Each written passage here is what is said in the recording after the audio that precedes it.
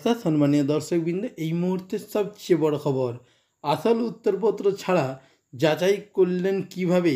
প্রাথমিক শিক্ষা পর্ষদকে প্রশ্ন কলকাতা হাইকোর্টের। আর বিস্তারিত জানার জন্য অবশ্যই আপনারা ভিডিওটি শেষ পর্যন্ত দেখবেন। আসল উত্তরপত্র অর্থাৎ ওএমআর-শিট নেই। এনফোর্সমেন্ট ডিরেক্টর অর্থাৎ ইডি এবং সিবিআইয়ের দেওয়া রিপোর্ট কিভাবে যাচাই করল প্রাথমিক শিক্ষা পর্ষদ? বৃহস্পতিবার সেই প্রশ্নে তুললেন কলকাতা হাইকোর্টের বিচারপতি অমৃতা সিংহ। তিনি প্রশ্ন তুললেন, কারা বেআইনিভাবে নিয়োগ পেয়েছে আপনারা জানলেন কিভাবে, যাচাই করলেন কি করে, যেখানে আসল উত্তরপত্র নেই বলে জানিয়েছেন আপনারাই। নিয়োগ দুর্নীতি মামলায় বিচারপতি সিংহ নির্দেশ দিয়েছিলেন, যাদের বেআইনিভাবে নিয়োগ হয়েছে তাদের তালিকা পর্ষদের হাতে দিতে হবে সিবিআই এবং ইডিকে।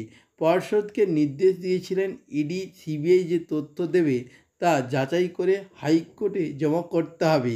কেন্দ্রীয় তদন্তকারী সংস্থার রিপোর্ট যাচাই করে পর্ষদ বৃহস্পতিবার রিপোর্ট দিয়েছে। সিবিআই পর্ষদকে যে রিপোর্ট দিয়েছে তাতে বেআইনিভাবে নিযুক্তদের তালিকা রয়েছে। সেই তালিকা অনুযায়ী 96 জনের নিয়োগ হয়েছিল, যারা 2014 সালে টেট পাস করেনি। 4 জন টাকার বিনিময়ে চাকরি পেয়েছিলেন। 46 জন অপ্রশিক্ষিত না হওয়া সত্ত্বেও নিয়োগ পেয়েছিলেন। সিবিআই সেই রিপোর্ট পর্ষদ যাচাই করে হাইকোর্টে জমা দিয়েছে।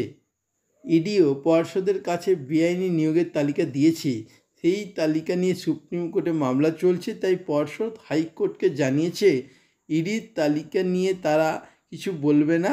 এরপরই বিচারপতি অমৃতা সিংহ পর্ষদকে বলেন, কারা বেআইনিভাবে নিয়োগ পেয়েছে আপনারা জানালেন কিভাবে, যাচাই করলেন বা কী করে?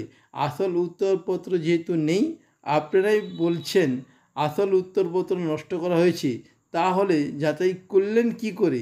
বিচারপতি আরও প্রশ্ন, ডিজিটালাইজেশন কপির সঙ্গে আসল উত্তরপত্রের কোনো মিল নেই, তাহলে যাচাই হলোই বা কীভাবে? অর্থাৎ বুঝতেই পারছেন কীভাবে যাচাই করলো পর্ষদ। পর্ষদের আইনজীবী জানিয়েছে যে কোনো নথি ম্যানিপুলেট করা যায়।